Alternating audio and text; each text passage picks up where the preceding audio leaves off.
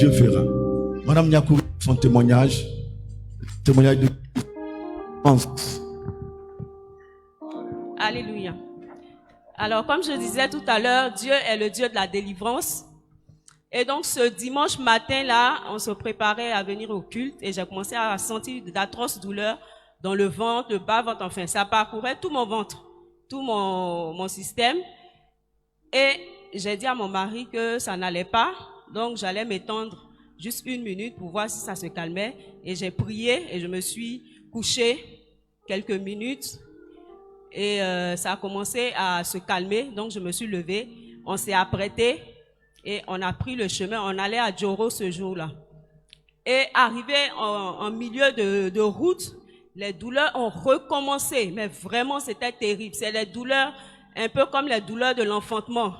Avant, quand les contractions commencent, mais vraiment, c'était difficile.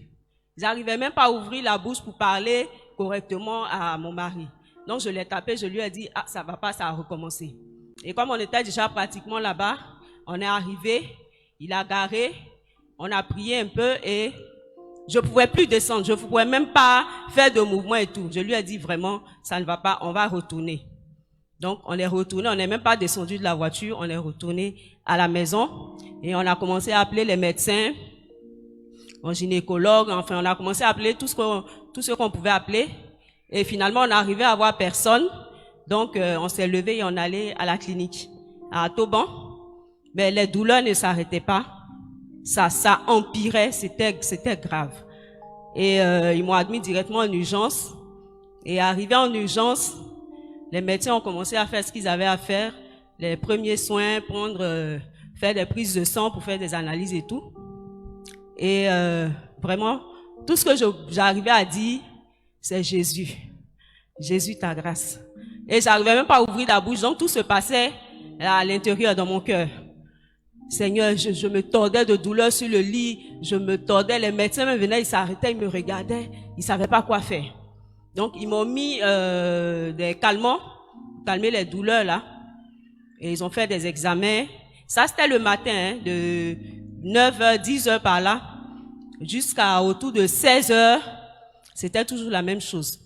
Ils ont fait le prélèvement et autour de 17h30, 18h, ils sont venus avec les résultats. Il n'y avait rien de concret. Le médecin même savait même pas comment expliquer, quoi dire.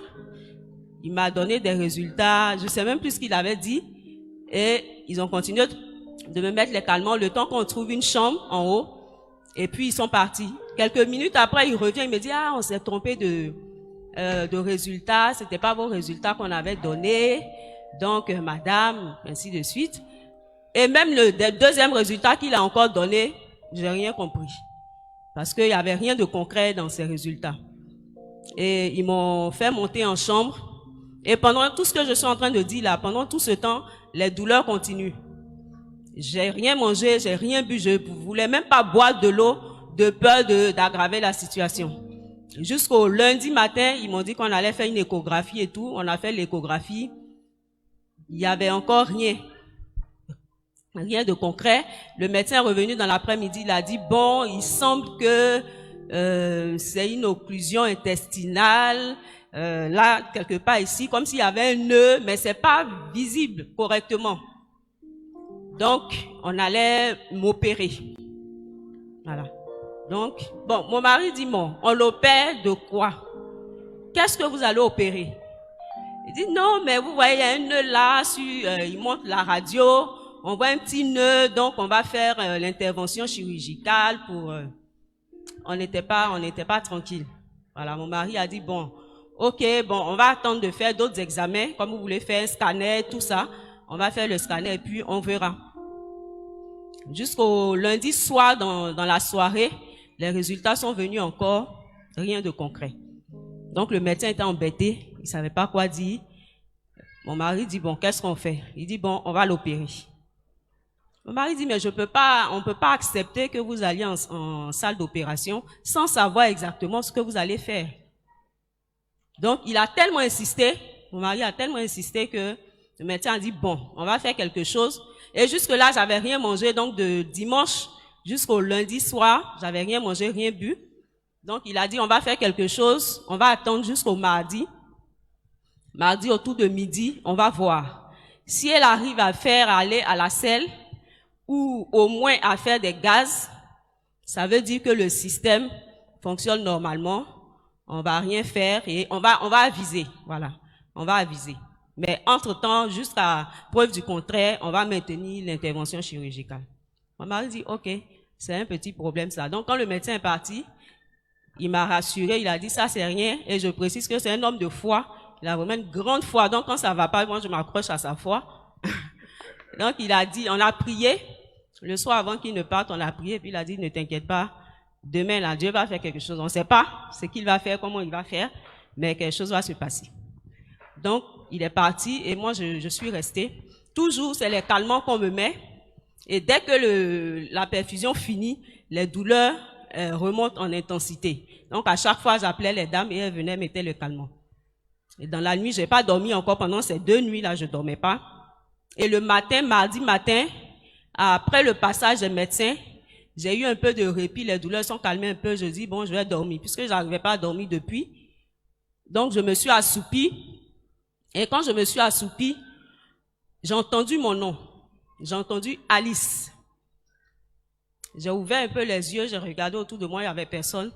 Et puis, le sommeil m'a encore repris, je me suis assoupie. Une deuxième fois, j'entends Alice. Et là, j'ai ouvert les yeux, et puis je suis restée calme, attentive. J'ai compris que c'est le Seigneur qui disait mon nom.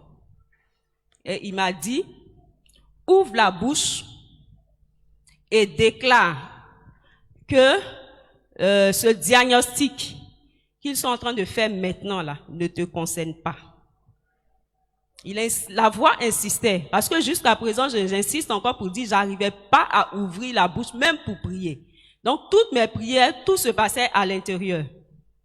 Il a dit, cette fois, ouvre la bouche et déclare que ce diagnostic ne te concerne pas.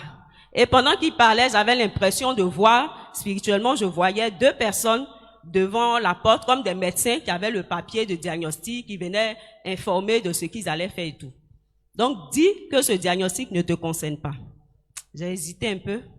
J'ai dit, toi, ton imagination est tellement débordante. Est-ce que, mais après, j'ai dit, bon, tant qu'à faire, j'ai rien à perdre.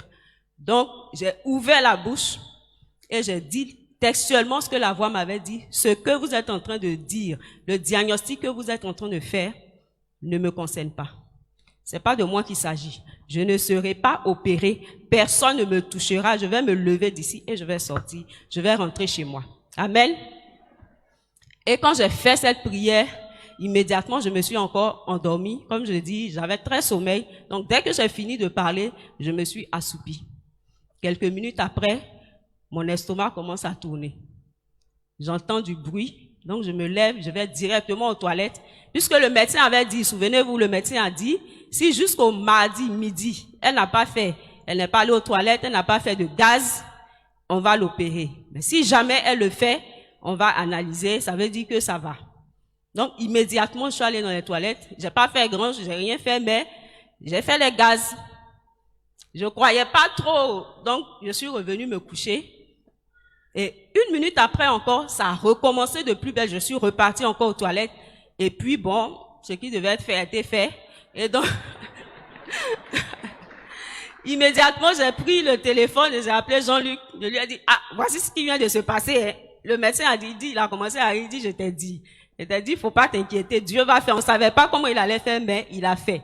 Donc, tout de suite, il dit, bon, il était en formation, il dit, bon, j'arrive, j'appelle le médecin d'abord, le temps que je me libère, et puis je viens.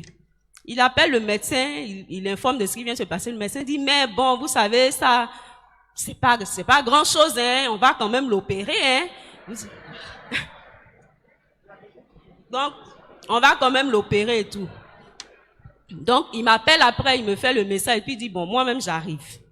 Il est arrivé, il a commencé à tourner dans toute la clinique. Les médecins, même à peine s'ils voulaient pas, ils se cachaient pas de lui, ils voulaient même pas le voir. Le monsieur a remué la clinique. Tout le palier a été remué. Le médecin est sorti, finalement, il est venu. Il dit, mais qu'est-ce que vous aviez dit hier, ceci, cela? Donc là, maintenant, vous avez vu ce qui s'est passé, donc il n'y a pas de raison. Pourquoi vous insistez pour l'opérer? Le monsieur a insisté, il dit, bon, moi, je prends l'engagement sur moi, c'est mon épouse, nous sommes d'accord, signez les papiers de sortie, elle va rentrer à la maison. Si quelque chose se passe, moi, j'assume, c'est pas de votre responsabilité. Et c'est ainsi que, embêtés, ils ont tourné en rond pendant plus d'1 heure de temps encore, et puis bon, finalement, ils ont signé les papiers de sortie, et puis, je suis sortie de l'hôpital sans avoir fait un seul traitement, sans qu'on m'ait touché, sans que rien ne se soit passé. Amen. Donc, je rends gloire à Dieu pour cette délivrance et j'insiste sur cet aspect-là pour dire que il faut que nous soyons attentifs à la voix du Seigneur, au Saint-Esprit, parce que quand Dieu veut opérer de grandes délivrances, si nous ne sommes pas attentifs et si nous n'obéissons pas à ce qu'il nous dit de faire à un moment précis, nous allons rater la bénédiction. Si j'avais pas obéi, on m'aurait opéré et soit je mourrais ou quelque chose de grave allait se passer avec des séquelles. Amen. Donc je bénis le nom du Seigneur.